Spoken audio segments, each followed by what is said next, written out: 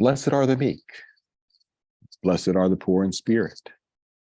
Blessed are the peacemakers. These are just part of the Sermon on the Mount, which forms today's gospel. This is the only actual sermon that Jesus preached, or at least the only one that the Gospels tell us about. And for that reason, it's justifiably famous. Even people who aren't Christians have heard many of these sayings, and nearly everyone who reads them comes away thinking, boy, it's not easy to be a Christian. And with good reason, too. I mean, just look at some of these statements. In addition to the ones I already named, there are, blessed are those who mourn. Blessed are those who are persecuted for righteousness' sake. Blessed are you when people revile you and persecute you and utter all kinds of evil against you on my account. I mean, really, you read all this and think, are you serious? This is how I'm supposed to behave? That doesn't sound like much fun at all. And who can actually do all that? It's impossible. I think even devoted Christians largely dismiss these words of Jesus, assuming that they might apply to saints, but not to ordinary people. The thing is, I also believe that those who think this are missing the point. They assume that what Jesus is doing here is laying out the guidelines for a Christian ethics. That is, he's telling us what we should do. That's not actually the case. Jesus's actual ethics might not be easy, but they are really simple. And he doesn't describe them here, but in two other places in Matthew.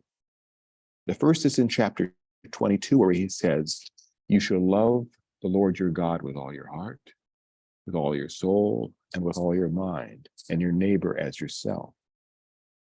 He then goes on to describe how we go about this in chapter 25, where he says that loving our neighbors means that we are to feed the hungry, give water to the thirsty, clothe the naked, and visit the sick and those in prison. Doing this even for the least of our brothers and sisters, the poor, the stranger, and the outcast. That's what we're supposed to do. The Sermon on the Mount is talking about something a little different. It's not so much about what we as Christians should do. It's about who we are and about how God supports us in this. Let me show you what I mean. First, there's blessed are the poor in spirit. Now, for a long time, this one really confused me. What did it mean to be poor in spirit, I wondered? Did it mean that you're not very spiritual? Did it mean that you're discouraged or depressed? Only slowly did I come to see that the phrase poor in spirit is meant to describe a person deeply aware of how dependent on God they truly are. It's someone who knows how much they need God. Such an awareness is essential. Without it, we really have no sense why we need to turn to God in the first place. The great theologian Friedrich Schleiermacher said that all religion begins with one thing. It begins with a feeling of absolute dependence on God. How true that is. No wonder Jesus said that those who have this will inherit the kingdom of heaven. Next, there's blessed are those who mourn. Here, Jesus is simply reminding us that just because we're Christian, that doesn't mean that we stop being human. Sooner or later, we're all going to have a reason to grieve. Every one of us. We will experience loss. We will encounter death. And both will hit us just as hard as Christians. as they do to everyone else. What's different for us is that we will also have God to comfort us. Then there's blessed are the meek. This too is often misunderstood. It's frequently ridiculed. People seem to assume that this statement assumes that we have to act timid or even mousy. And neither one of these are particularly admirable. But Jesus doesn't mean this. The Greek word, which is here translated meek, also means gentle. It describes a person who is kind, calm, and humble. It reminds me of the statement we just read from Micah that says, what the Lord requires of you is to do justice, to love kindness, and to walk humbly with God. This is what he's talking about. These are all wonderful qualities.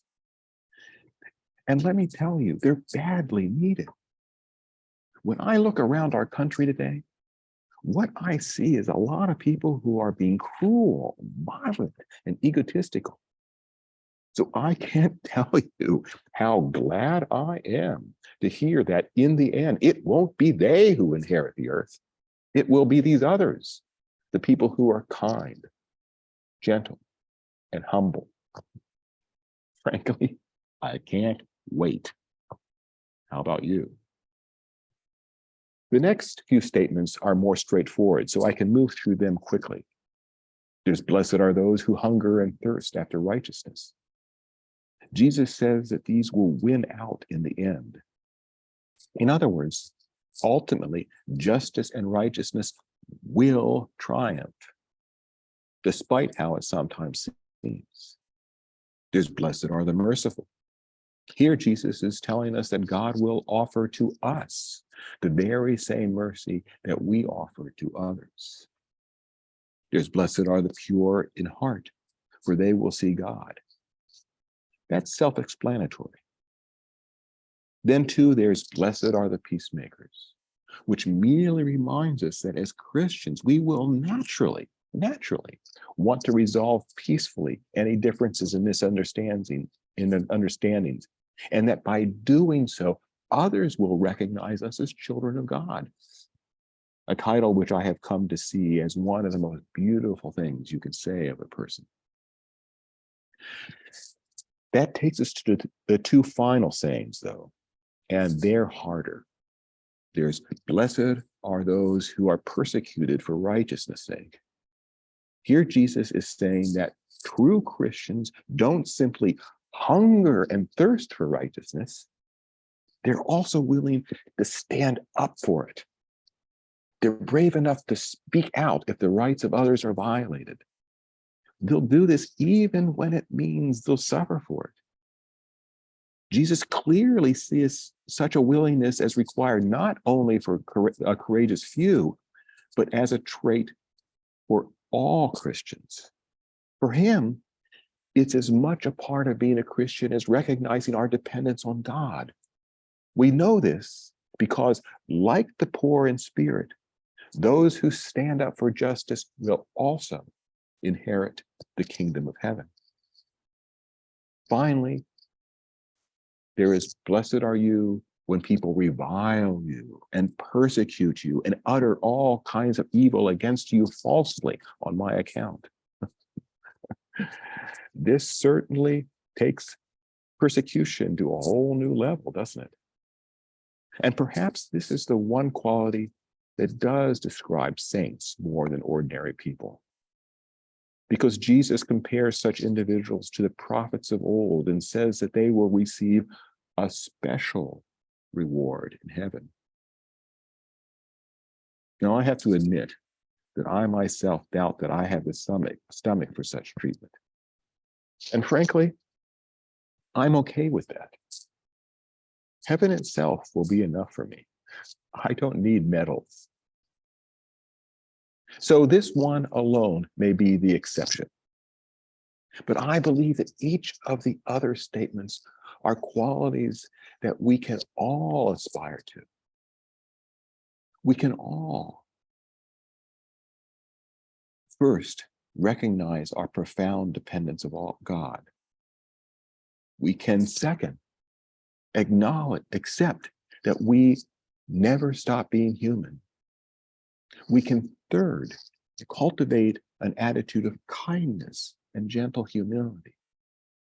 And fourth, do this while also taking a stand for justice, while working fifth, to keep our motives honest, and sixth, our relations with others loving. We'll do this finally, even when it means that some will attack us for doing so.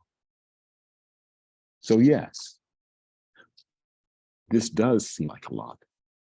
And yet, it's what it means to be a Christian. It's more than just what we do.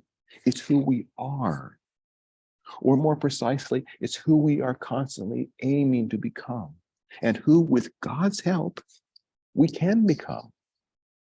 Such people are wonderful to be around, which is why I love to come to church. I love it because I love to be around people like this. And a vibrant, loving, open Christian church is where I am most likely to find them. It's also why I especially love St. Stephen. It's because everyone here is genuinely striving to be the sort of Christian Jesus describes. And as Jesus tells us, that means that we are blessed. And we are truly blessed. Amen.